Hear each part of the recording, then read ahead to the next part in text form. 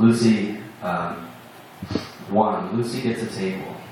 And in the middle is 2, the boy she was waiting for. And then the third is and, the gratuity, which forms a sentence that tells you the story. But here's the opening. She's got visibly soft skin with a shimmering bronze tint, physically strong hands and her glimmering long limbs, interesting formed lips and a little click in her jaw hinge whenever she's talking.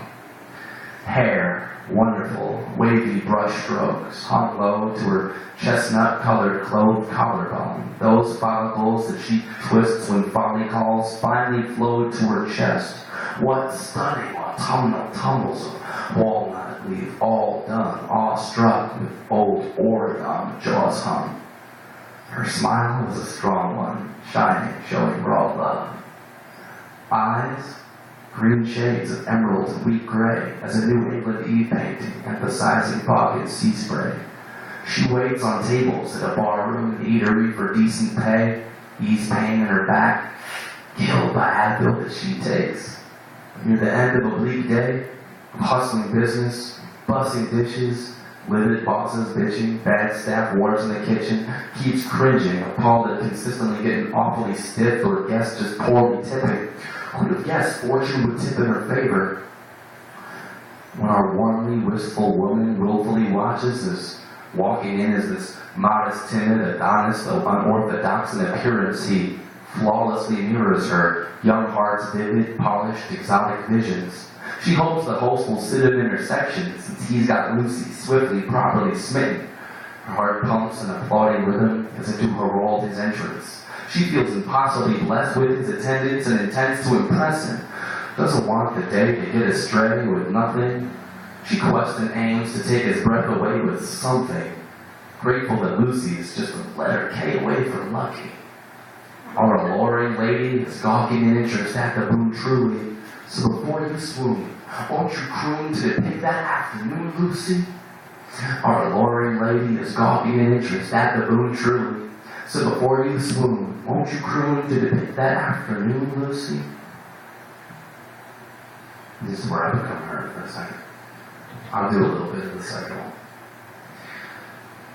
As he's stepping through the vestibule and gets in view, it's incredible. I turn attention to him and feel tension tuned up, turned on and invested too.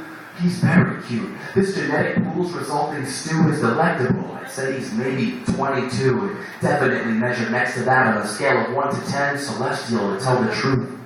This scenario gets me to reminisce on youthfulness, and I want to get to know him. Like a tongue remembers a tooth chip. Posed upon a pedestal, fingers treading through my head and proving every root since potential rooms. I guess it's prudent that I spritz the scent of my best perfume and cross my fingers that he's seated in my section. Soon the hostess must have noticed my focus closed in on attraction's tentacles, and now I owe her many dues as our friendship proves and presents its boons. She directs him to a well-lit booth, secluded and set for 2. I stride with a straightened spine, intent to move, elegantly smooth. I introduce myself as Lucille. He says shyly, "It's a pleasure, Bruce." He's reserved yet respectable. Somehow this feels special, soothing, selfish, you'd say, but I pray, as I tend to do, that no one's expected to show up and the sky's available. Oddly, this feels inevitable, and yet a sense of deja vu, like this setting is memorable, but already been embedded too. I ask him to choose whichever food or beverage brew is preferable, exchange a pleasant few words as my head's imbued with an effervescent mood. I get a temperature boost as his breath is due. He's a tenant loose in my ventricles, pumping his warmth, then trickles through my face, flush, painted with red and hues. Electrocution sends a shooting tremor through my nervous center, centrifuge, which lends a clue.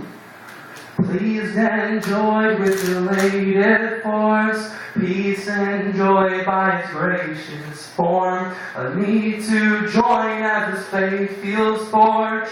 He's the boy I was waiting for. His irises were real wintry Poseidon's ocean vials with teal splinters of lightning bolts inside them. He's got etching lines of crows beside his timid, shifting eyes. They dignify him. provided a vibe of wisdom and optimism, as if he cringed slightly and smiling as though the brightness of life was a prize that he was used to finding. Pants ripped slightly, revealing pink pigmented knees between the expanded seams, and to be candid, it seems to simplify him and signify humility, although I must admit that I am mystified, as though a mist begins to rise within my mind, thoughts cloudy nigh.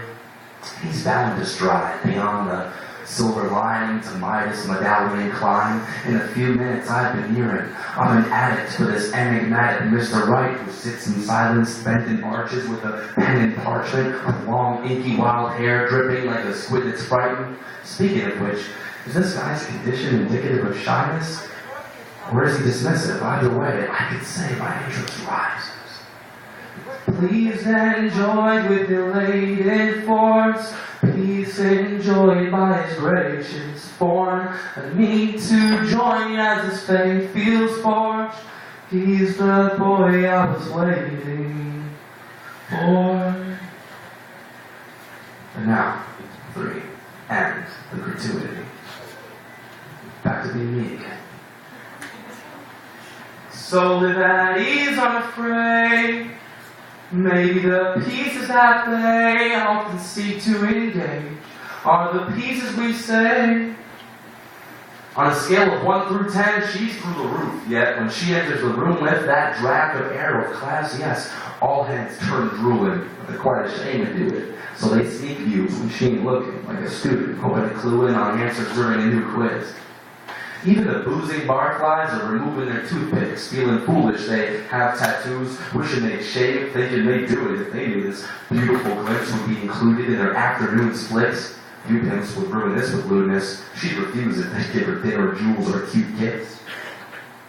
She introduces herself as Lucille, which seems too fit. All I do is stare too, since she's too fit. See, she's where the falcons roost stand. I've got a rat's nest doing, she's my alcanoe's bliss, blessing my eyes with her symphony, simply subduing my memory, motor skills, and moving my tongue to a realm that's useless, proving that a man's noodle is futile if it's glued to and fused with a woman's incursions. Speaking of noodle, I gotta order food quick. Whenever we barter dialogue, the tablecloth is soothing as the perfect point to peruse, and after fumbling most menu bits of my choosing, I'm ruthlessly rootless whenever she's cruising through the room, and I know that I'm misconstruing my true tints with these doofus move hints, but she's an infallible, smooth, slick catalog, cool, click, caviar, cruise, chick.